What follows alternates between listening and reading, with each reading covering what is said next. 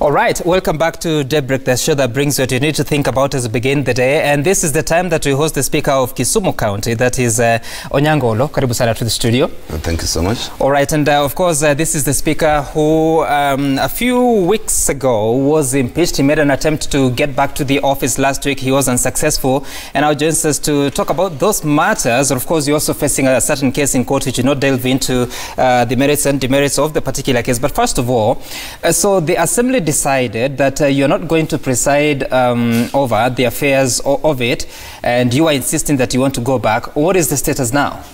The status now is that, like every Kenyan, I have a right, I have certain inalienable rights embedded in the Constitution of this Republic.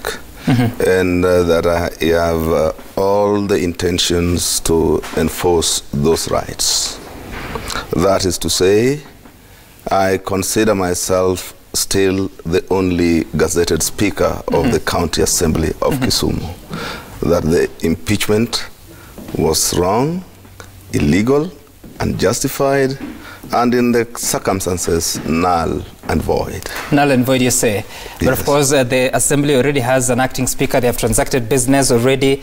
How can you still insist that there's a Speaker? Are you forgetting that that Speaker was even put in before I was supposedly impeached? Number one.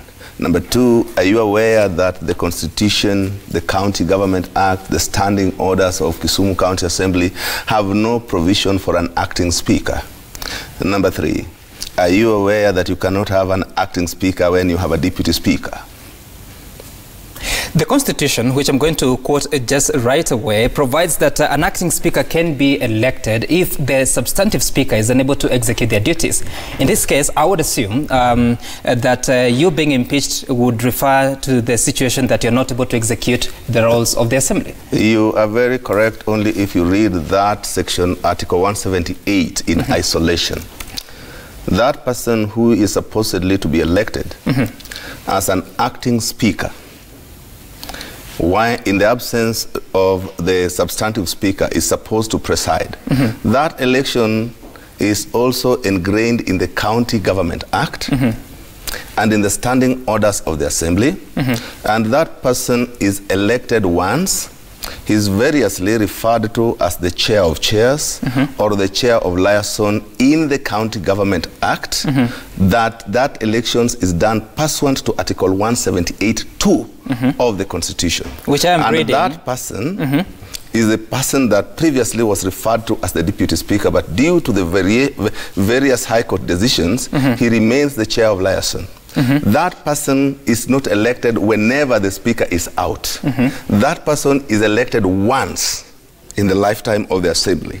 And whenever the Speaker, therefore, is out, he assumes the duties of the Speaker, and note that every time the Speaker is out, another one is elected, and another one is elected. Speaker, you are an advocate of the High Court. Yes. I want to read you Article 178 of Article 2 that you refer to, that a sitting of the County Assembly shall be presided over by the Speaker of the Assembly, or, in the absence of the Speaker, another member of the Assembly elected by the Assembly. Yes. And I will presume that his name is it Oraro? Yes. Elisha Oraro is now presumably who is appointed to act in that position. You are getting it wrong. That person had been elected. If you go to the County Government Act, which now enforces that Article 178, I think it is Section 9, and you go to the County Government, the standing orders, the moment you finish electing the Speaker, you elect that person who will always be presiding whenever the Speaker is not there. And that was done. You don't do it twice, you don't do it 3 times, you don't do it whenever the Speaker is not there. And therefore, that person is the person that whenever the Speaker is incapacitated, he ascends onto that seat. Okay. That's your position. That is the law. That's your reading of the law. Is that better? Yes. Okay, all right. So let's get to the genesis of your challenges. We'll shortly be looking at some of the pictures that we saw during that demonstration on the day that you made an attempt to access the County Assembly offices. But what is the genesis of all this? Why have you been impeached? I thought you were working so in collaboration with the members of the County Assembly. Why all of a sudden you actually impeached, you're out of favor with your MCAs? I'm glad that you have just caught it properly, all of a sudden. And that takes you back.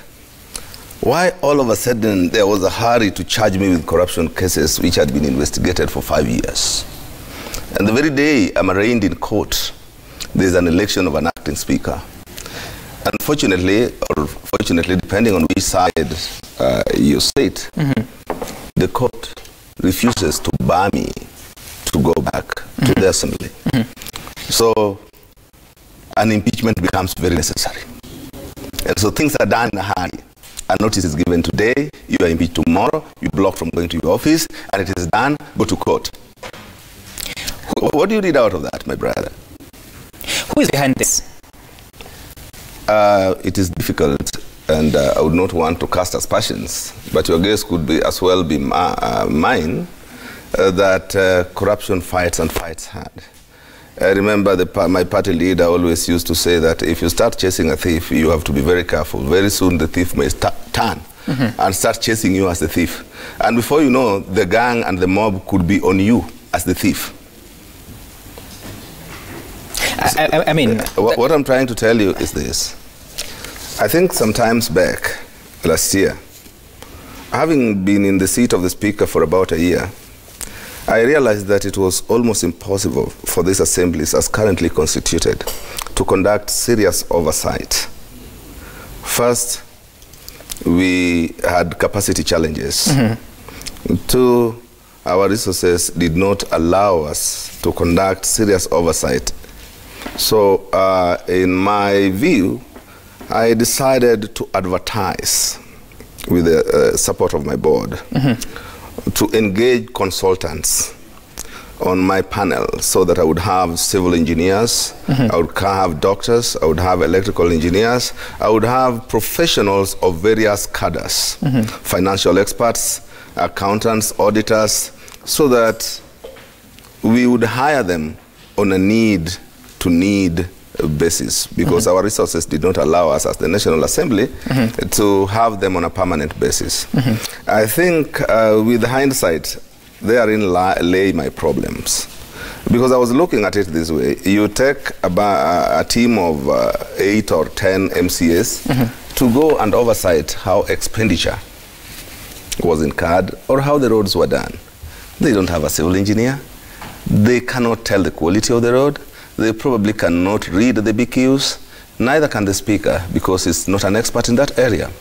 But when you now have a civil engineer helping them to conduct that oversight, you have an accountant, a senior one, able to look at the books and advise them effectively, then, my brother, you can imagine the panic that I must have caused within the county executive. And I think it's at that point that it was said, enough is enough. This gentleman we must now see how to get hold of him. Fortunately enough for them, there was a weapon that was lying at the corner there that he was being investigated for 5 years over some impropriety or corruption case of the LBDA. And what a better weapon than that to use. Unfortunately, again, they go to court, and the court arrives at this inescapable conclusion that those matters happened elsewhere and therefore do not form a basis of barring him to go back to his office. Okay, we'll get to what you referred to, a case that is being used against you. But first, can you take a look at the dramatic situation, the chaotic situations of the speaker making an attempt to access the chambers last week? If we have them, we can run them.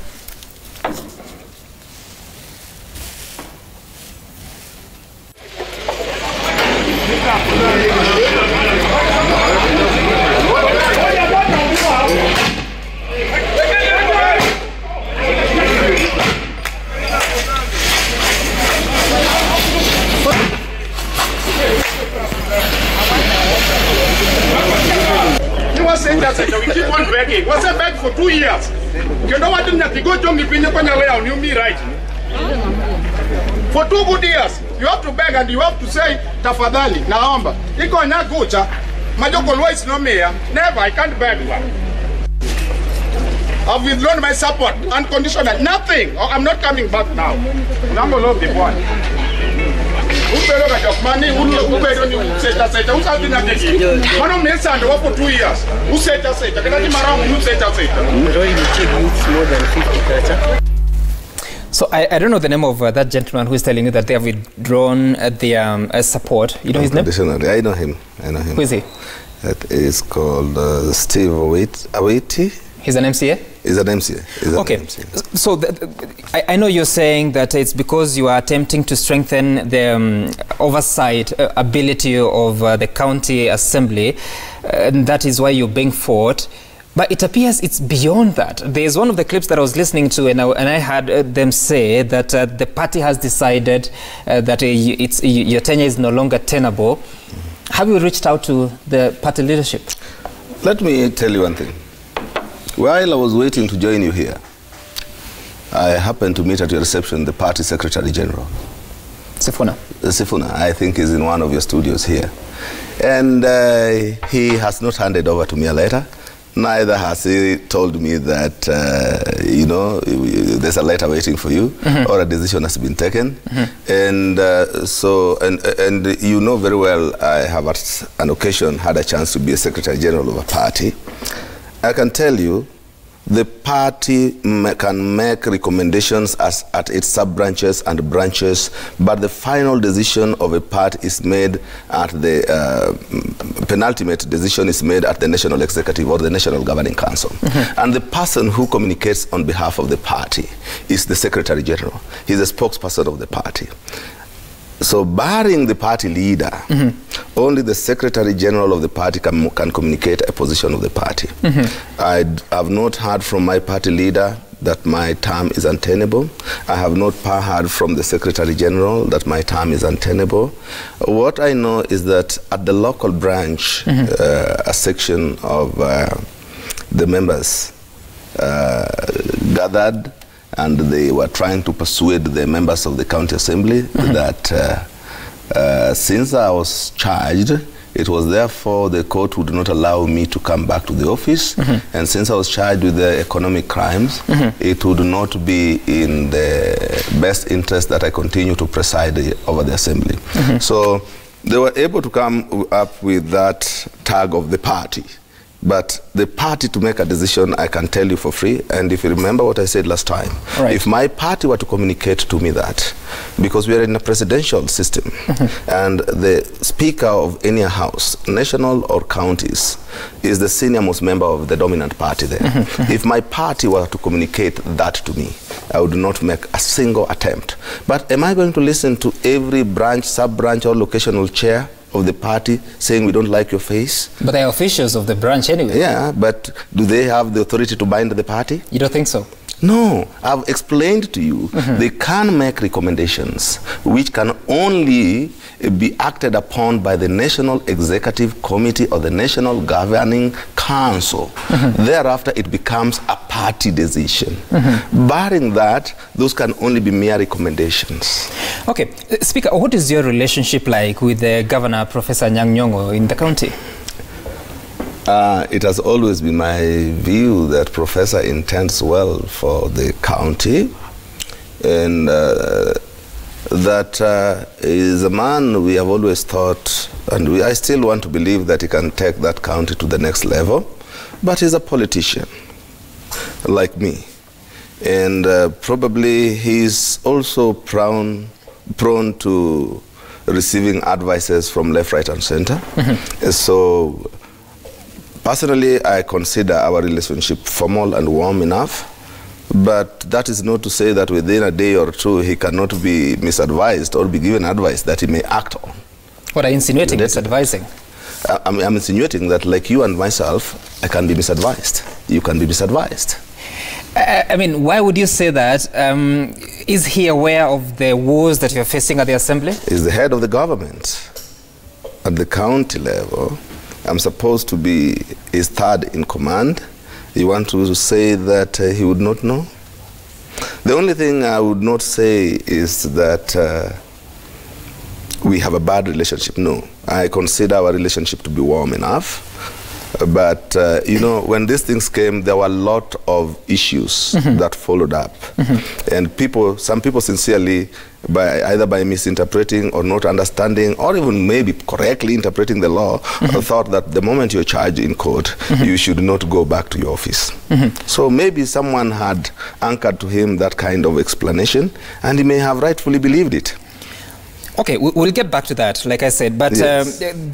Before all this happened, you had presided over a sitting that impeached the finance CEC, yes. Neri Achar, and it appears it has not gotten well with the governor.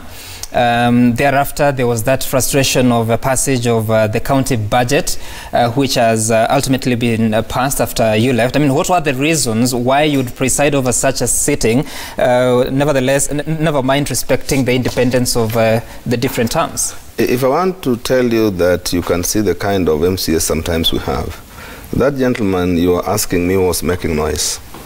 He's the one who now, a week later or 2 weeks later, had withdrawn his support for me unconditionally. Is the gentleman who brought the impeachment motion against the CEC Finance. The Speaker is an independent arbiter. He sits there and makes a decision based on what the members have said. And when this motion came up there, mine was to process it procedurally. And when it came to the House, the CEC Finance lost, I think, 37-3. After that young man had eloquently prosecuted his case. Now, it is possible that someone may have said that, don't you think it is the Speaker who is impeaching this person? The Speaker communicates the position of the members. Now, 2 weeks later, the same person has now lost confidence with me. That can tell you the caliber of some of our members. So basically, that was what one do you of mean, the the caliber of your members? I mean, they have a right to decide, yes, depending on how they feel. I don't think it can whether change. It's for the moment or for the long term. Should it change within a day?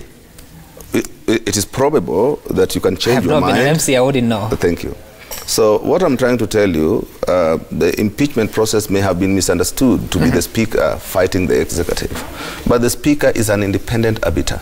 Or what I stood for, and I still stand for, is that the assemblies have to be independent, preserve their integrity, and oversight the executive. That should be, there should be no compromise there. So you are impeached by the House. What next? How do you said that you're going to make an attempt to return to the House. Is it this week? What follows after now? Because, I mean, you saw the case of Nairobi. Speaker Beatrice Alachi was removed from office. She was removed in a dramatic situation. Eventually, she was impeached, then went back to the High Court. She was reinstated. She has never stepped back at the House. She just said here that she will continue being Speaker as long as she is the Speaker until that changes when she resigns. So what will you do? Alachi has always articulated her case very eloquently, and her conditions for returning have been that the leadership of the assemblies have to be changed, of the Nairobi County Assembly has to be changed for her to return. That situation is not obtaining in Kisumu. Were the court to make a finding that I should be back, or were I to be able to prosecute my case in whichever fora, political or otherwise, I can assure you I will be back. Okay, let's get into the situation that has been happening in the country. We've seen two governors who've been barred from accessing office. That is the governor of Samburu, Moses Leno Kulal, the governor of Kiambu County, that is Ferdinand Waititu. They have been barred from accessing the office for the time that their cases in court are being heard. For you, you have a case in regards to the Lake Basin Development Authority. It's not related to your affairs as an assembly speaker. But what do you think? What is your position on the question of integrity? Whether once you've been mentioned, what do you call it, AKEKA, the Anti-Corruption Economic Crimes Act provides that for public officers, they have to step aside until the case is determined. What do you think? How do you think you should be treated? Thank you so much. And I'm glad you are very much in the know of the law. First and foremost, first things first, between the Constitution and the Public Officer Ethics Act, which one is superior? The Constitution. And when they conflict? The Constitution is supreme. Thank you. Now, first things first. The Constitution of Kenya says that one is innocent until proven guilty. And therefore you enjoy the benefits of innocence, the presumption of innocence, until you are proven guilty. That section 62 of the Public Officer Ethics Act, first and foremost, it deals with public officers and not state officers. But state officers are also public officers, right? Yes, I will come to that. And therefore, and various public interpretations of the court have made a finding that where the law provides or a means of removing someone from public office, then that section does not apply. But that we can even put aside a little. My brother, I think we are playing with fire. What fire? And the fire we are playing with is this. Presently, we are enjoying a peaceful environment where there is the rule of law and order, with a president who probably respects the rule of order, an opposition that is willing... You say probably? You're not certain? No, I'm certain. The president who... No, I'm giving you probabilities because it may not happen in future. Okay. With a president who plays by the rule of law, the opposition who wants to play by the law, but this Pandora's box that we are opening can easily take us to a place that can be worse than the Nazi Germany of the 1940s. Why am I saying that? Suppose one day we get a president who does not want to play by the rules, or an opposition that becomes cantankerous. You will have a situation that he will have to make use of those decisions that had made before, so that if you are going to run against the president or against his people, you'll just be arraigned in court over economic crimes cases, and by that, you therefore cannot run for that office. By that, Kenyans will again start crying. What is all this thing we started upon ourselves? Right. So where I stand as a lawyer, this is playing with fire. Let us respect our constitution, the presumption of innocence until proven guilty. I still also want to accept, to an extent, the ruling of Justice Mumbi, that where that officer, his office is the scene of crime, and the persons there are under him, and directly therefore he can interfere with the witnesses, then two things should happen. He may be blocked from accessing that place for the time being of the investigations, and once that is done, a warning or an order of the court barring him from interfering with the witnesses should issue. After that, he should go back to his office. Failing to do this, and one day you will remind me, we are playing with fire, where opponents will be fixing opponents. So long as you are arraigned in court, you step aside. So long as you are arraigned in court, by extension, you cannot run for an office. But I mean, all that is good, because, I mean, you are also referring to the Justice Mumbi Ngugi ruling. And I want to take a look at paragraph 52 of her judgment or ruling that she said, what message does it send to the citizen if their leaders are charged with serious corruption offenses and are in office the following day, overseeing the affairs of the institution? How effective will prosecution of such state officers be when their subordinates who are likely to be witnesses under the direct control of the indicted officer? I know that the case that you're facing in court is not related to the Kisumu County Assembly, but still, looking at the spirit of the Constitution, are you convinced that you should continue to hold a state office because you're a state officer? Are you convinced that you should continue to hold that despite what you're facing in court? My brother, did you understand the paragraph you read yourself? That's what I'm saying, that it refers to a crime. Does it support what I've just said? Correct. And the question I'm asking you, that despite the fact that she's referring to a crime, I mean, you're accused of things that you did while in a particular office, you are not accused of anything in Kisumu County Assembly.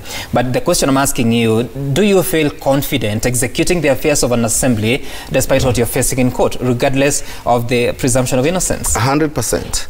And that is why the judge says, in fact, he gives the basis of his ruling, she gives the basis of her ruling, that they continue to discharge the affairs of the institution where they are, where those witnesses are, such that it is not lost to the judge that these gentlemen or these people are still innocent, but there's a probability that they could derail the course of justice. But the question I'm asking you, you recall when engineer Michael Kamau was mentioned in a report because of some roles that he had overseen while being a principal secretary. Yes. He stepped down. At the time, he was occupying the office of the cabinet secretary. You might say that they are related, but Honorable Mugambi, in his findings, said that I don't think Article 49H intended a preferential treatment of certain categories while considering conditions by court in the interest of justice. Any person who is mentioned in the government of President Uhuru Kenyatta, whether the allegations they committed in the office they hold, they have always stepped aside. Thank you. Two things. One, Mr. Kamau was holding an appointive position, and the appointing authority had given the policy guidelines that whenever you are enjoying these positions I've given you, if you're mentioned, you go. Because the alternative is he'll remove you. Is that correct? But he was a state officer. Yeah, it's okay. But this is appointed. By the way, he was not a state officer, he was a public officer. Is appointed. No, a cabinet secretary is a state officer. Okay, you are correct. But this is an appointed position. So if I've appointed you to a position, and I say, my brother, the moment you drop that computer, you go. It means if you don't go, I'll remove you. The exception we are having is where we have the law specifying ways through which you can be removed. Okay. And that is why we have several members of parliament having court cases, and they have not been asked to step aside, because the law provides how they can be removed at the end of their terms. Even that very assembly of mine, some of those gentlemen who are shouting, I have quite a number of them who are having criminal cases in court. But we can't remove them because the law provides a way through which they can be removed. So let us not mix these things. It is important that we fight graft. It is important as a nation that we find a bearing for graft. For a means of eliminating graft. But it is also important that in our zeal to fight graft, we don't get out of the path of constitutionalism and the rule of law, because that path can only lead to one place, anarchy. You sound to have quite, forgive me if I'm wrong, you sound to have a low opinion about the members of the county assembly that you lead. Why would you feel so? A low opinion of members who have elected me. Because of how you laugh when you're mentioning those gentlemen who are withdrawing your support. I have a very, very high opinion of the members of the county assembly. In fact, I would tell you that my assembly was always very robust with men and women. I have several graduates in that assembly for your information. And their debate is always very robust. Of course, like in every institution. You see, that's what I'm referring to. Once in a while, even in the National Assembly, once in a while a buffoon finds his way into the National Assembly. But that doesn't mean that the assembly, that does not mean that in the assembly that I have a low opinion. I've got a very high regard to most of my members. In fact, some are more educated than me. You'll be shocked. Okay, let's take a look at what Kenyans are saying online or via Twitter at Citizen TV Kenya, on SMS 22422. If you can have those messages that we can look at on what they are saying about this interview. All right, so this is Sam Oindi. Can the embattled speaker confirm that he was hounded out of office courtesy of his belligerence and recalcitrance? Okay, I don't know what that is, but he will respond. I guess he knows. Agumba Steve, as a resident of Kisumu County, I'd really want to know why he feels he has to continue being in the office of the speaker despite corruption allegations he is still facing. Is it that impunity or hunger for power? What else do you say? This is Mzalendo Kim. Onyango Oloo is too old for this game. He should allow the county government of Kisumu to go on without his services. People should not act as if they are angels in positions they are holding. We have better people outside here. I don't know how old he is and why he should be so old for that. The constitution provides for just being an adult. Onyango Oloo is doing a great job, which ain't going down well with sycophants. Watching from Manyata, Gonda, Konambaya in Kisumu. That is Bobo Tieno. So what else do you have? Okay, last one. Oh, that was the last one. So there's someone who says that you're too old for the office. I had a gentleman tell you that you are too senior. You're actually an advocate. Why are you playing this game? Why don't you just go and do something else? What's your response to that? My brother, I have a lot of things I can do. And you have a lot of things you can do even if you're not here. But I think we have a responsibility to future generations to ensure that we build institutions in which we serve, to ensure that we put rules and structures that will govern how those institutions are done. If today members just wake up and in total disregard of the law, they chase you away and you go, that will be the order of the day. we must fight to ensure that the rule of law is respected, that order is obtaining throughout, and that in future, therefore, institutions are respected. So I am not fighting to hold on to that office. I am fighting to ensure that the rule of law is spelled out, is defined, and people know that if you want to remove a speaker, then the following are the grounds and the procedure of removing it. And how do we do that? Amendment of no, you don't have to amend. The laws are there. The only thing I've always articulated that could be lacking is that in our laws, we do not have the specific grounds for removing of a speaker. And I've always, as a lawyer, tried to say that since this is a constitutional office, then the grounds obtaining for removal of a speaker should be such grounds as are necessary to remove a constitutional office holder. But the procedure is well spelled out. Now, here is a situation that when I... But they might argue that if they're the ones who hired you, they should have the liberty to vote you out whenever they want. Yes, you could be right that way. But remember, giving someone a job, for them to hire me, for instance, if you go by the Constitution, by their own rules, they needed a simple majority. But for them to remove me, they need about 75%. That is to say that we cannot be destroyers of careers at will. That the law envisages a situation that if you are going to be in a decision-making position, then definitely you will not be pleasing everybody every time. And therefore your office has to be insulated from people who now and again would feel you may not have favored them in one way or the other. Right. So it is not a question of just getting the numbers. It would also be a question of you have transgressed known and set down cardinal principles governing your office. So finally, when are you back at the Assembly? The soonest I am ready. That includes? That includes today, tomorrow, but any other time. But the ground is hostile. How will you do that? Which ground is hostile? The police blocked me. Have you watched that thing clearly? If I'm not mistaken, 42 members of County Assembly voted against you. Yes, that is out of 33 members who were in that assembly, 42 voted against me.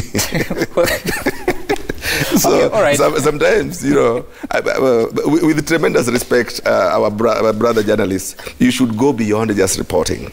I would urge that you go to the extent of investigating. And I saw quite a number of media outlets say that 42 out of 33 people who were in the assembly voted the speaker to go. How that arithmetic works, I don't know. So how many voted against you, if you know? To the best of my knowledge, the people who were in that assembly were 33. About, by the time they were voting, there were about 26 in that house, and that about 22 voted for me to go. 22 that is what I was told. 22 out of 26. That's what you are told. Okay, our journalist told us a different story, but it's okay. Speaker Onyango Oloo, thank you so much for making time for us. This is the Speaker of Kisumu County Assembly, and wish you well in whatever you have to pursue. Up next, we have comedy business. Zinzi Kibiku will be leading that conversation in a moment.